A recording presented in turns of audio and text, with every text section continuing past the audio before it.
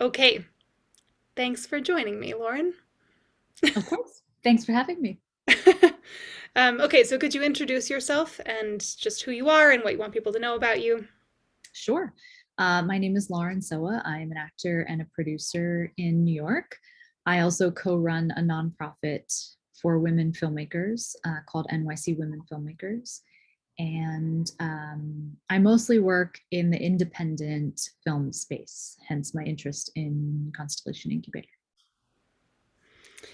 Um, can you describe for us your experience in Constellation Incubator as a whole?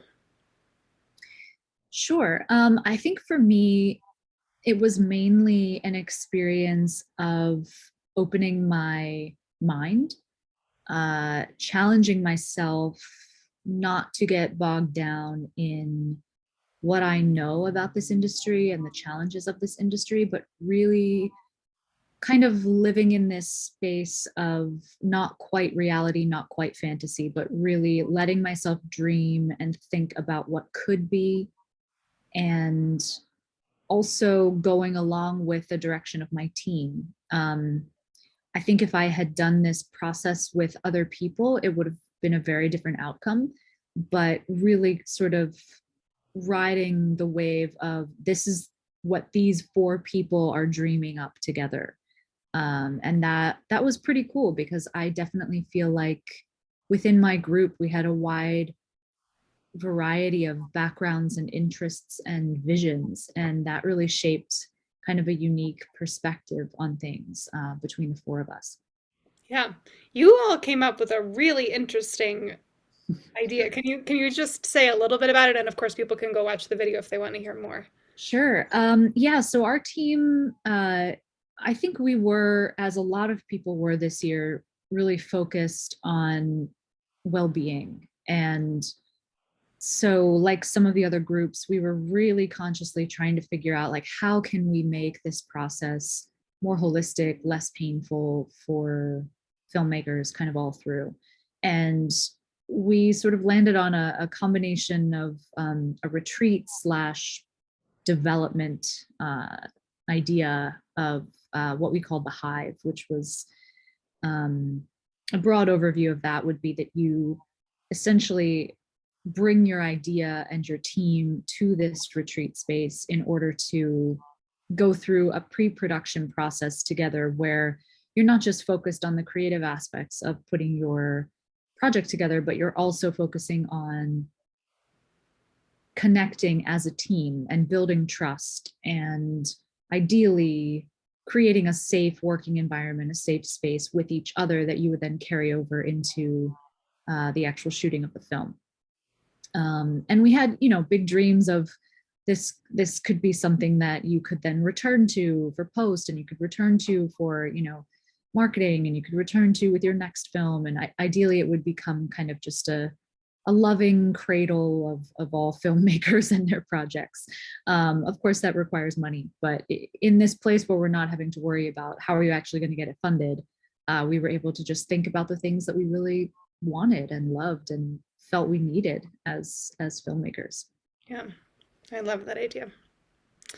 What do you feel like your biggest insights or takeaways have been from that time that you've carried forward? Um, I think I continue to explore this idea of well-being, and I think one of my contributions to our group was this idea of having a sort of mediator who their job would be to help facilitate any onset conflict, but also help facilitate the sort of bonding, the team aspect. And then that person would come on set to help continue that problem solving process and make sure that everything is being done in a way that is healthy and constructive. Um, and something that I continue to think about as a producer is, they say that when you're casting a film, that the success of your film is 90% casting, and I think that that's true as well from a crew aspect, that as you're producing and you're staffing up, that the success of your experience on set together is like 90% your team that you put together. And so I think a lot about chemistry and how people respond to stress and what that will mean for the energy of the team on set. So it's been it's been a weird year for producing. It's been a stressful year because of COVID. And I think just having a real focus on well-being has been, while always a priority of mine, I think it's been shifted to the forefront of the way that I work now. And while I didn't actually incorporate a mediator onto any of my sets, I feel almost like I took on that role. Like I very much thought of the holistic experience from beginning to end and how I could set the tone for that all through, and also encourage my teammates to do that. And I did find myself having several conversations with various collaborators about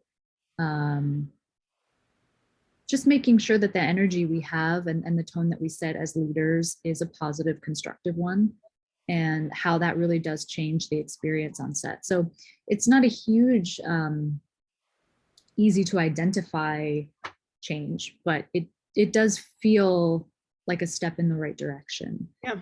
Can you think of any examples from what you've done where like you did something in a different way on set and what happened as a result of that? Hmm. Um,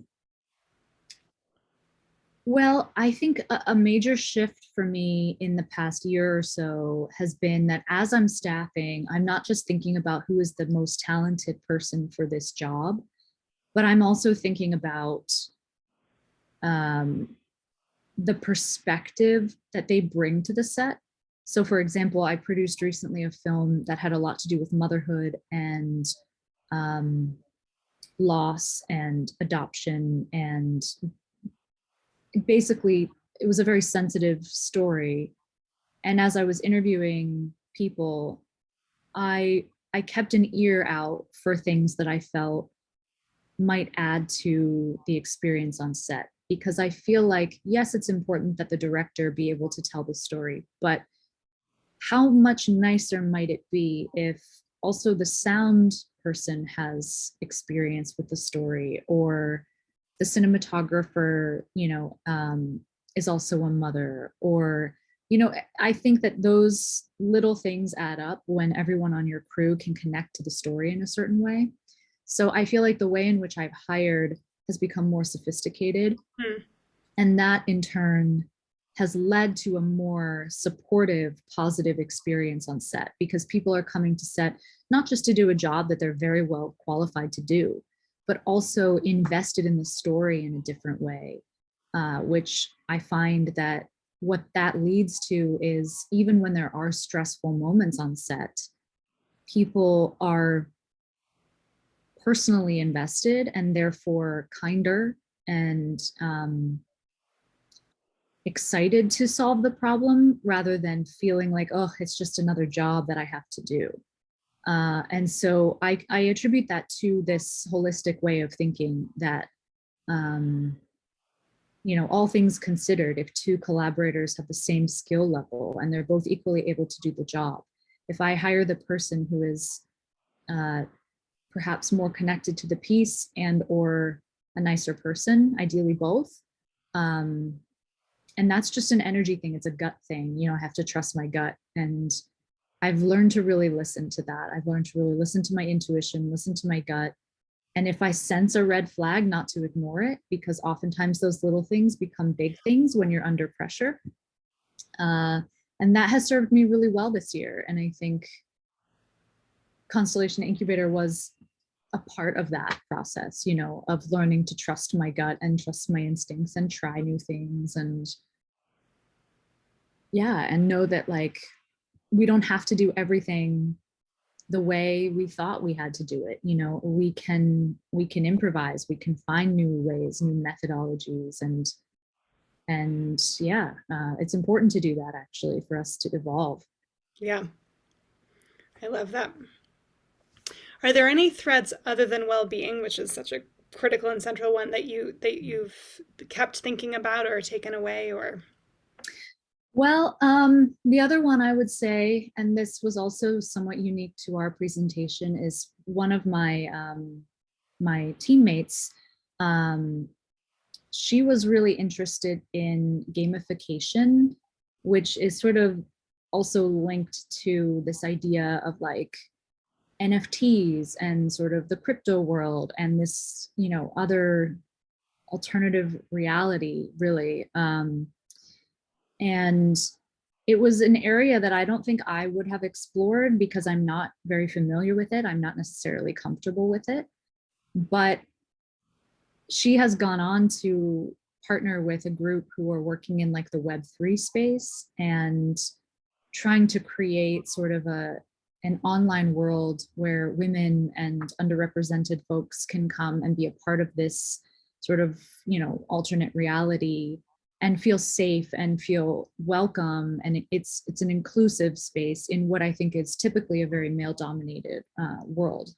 So while I don't fully understand it and I don't necessarily see yet how it can really benefit us as filmmakers, I think it is something that she and the other people she's collaborating with are really interested in exploring and are really hopeful for adding to the sustainability side of things with indie filmmaking. So it's something I have a foot dipped into the water of helping out with because I do think I should learn more about it. It's something I don't know that much about, but I think if there is potential there to help us and to help us save a quickly dying industry, then I definitely want to learn more about it, and how great to have women sort of on the forefront of it, rather than coming in at the end once everybody else has gotten rich. So we'll see how that goes, but it is something I've been thinking a lot about. Our sort of alternative ways of telling stories, because I think the more that we look at the old models and how they aren't working and how they're not coming back in the way that they were 20 years ago, let alone 2 years ago, the more I think about how we have to meet our audiences where they are and learn how to tell our stories in the ways that they want to consume, because it doesn't matter how amazing your film is if nobody sees it. So if your only way of thinking is that this has to go into theaters and that's the only way people will see my film, then you're probably not going to make your film, or you will, but it'll die on your hard drive. So Right. I'm Or you're trying to be or you're Steven Spielberg and Martin Scorsese writing cranky op-eds in the New York Times. exactly. And they can probably, they're probably the only ones who can still do it. And so Yeah. good for them. But yes, I'm trying to keep more of an open mind about these other platforms that I am less familiar with, because I think we have to adapt. And yeah, I hope we will be able to, because the alternatives are scary. Um, when you think about like your personal dream for the future of indie film, the business of indie film, and whatever that means to you, um, what do you want to help people imagine about what that could be like? Oh,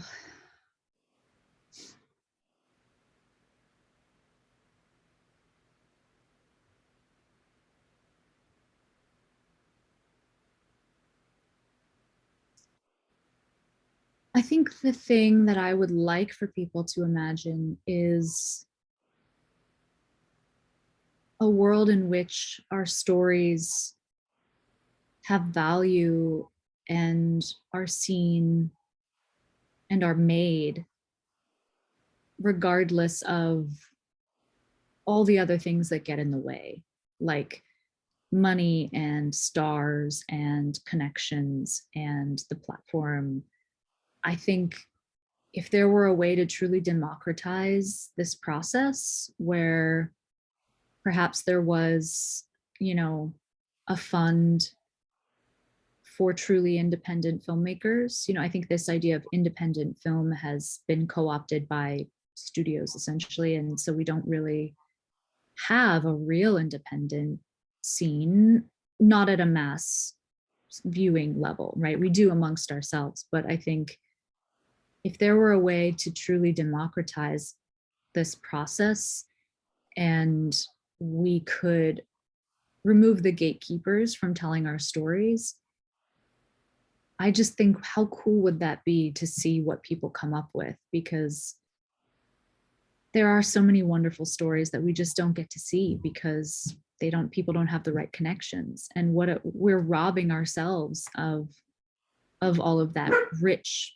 wealth of exploration. It's depressing actually to think about, but I think that's what I enjoyed so much about this experience, was being able to dream free of that. And in a way, it's harder than when you come back down to earth and you think, okay, but how? But I think even starting to have the conversation allows us to think outside the box and then potentially put in place one step that might lead to another step that might lead to another step. And so I think, you know, there are things that are changing. And the cool thing, weirdly, about this pandemic is that I think in a way, certain aspects have become democratized, like the acceptance of virtual festivals and being able to see more films online around the world.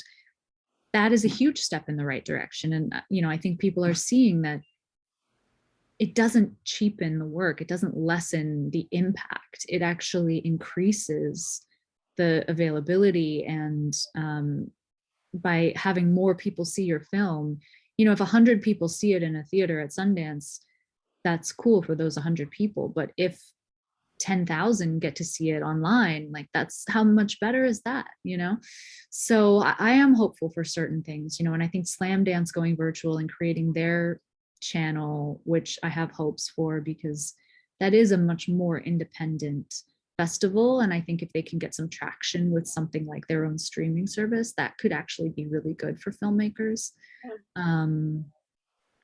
So, you know, I don't know. I think in some ways I'm still chained in my thinking a bit by what is traditional and current and how I was raised.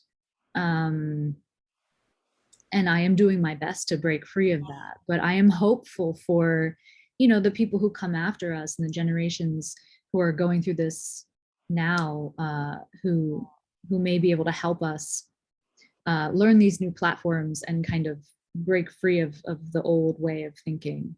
Yeah. I hope. Beautiful. What are you working on and where can people find more about your work?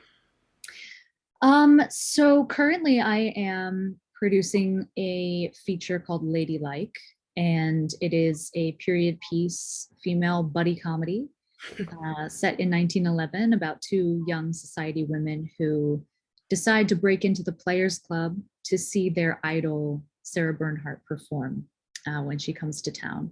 So I'm very excited about this film. We're in the funding stage now, so it's early days, but certainly people can find me. I'm on most social platforms as my name, Lauren Sowa, and I'm sure I will be sharing updates about the film on all of those channels throughout the year and maybe even into next year. Wonderful. Well, thank you so much for taking the time and having this conversation. Of course, thank you for having me, and thank you to the incubator for broadening all of our minds.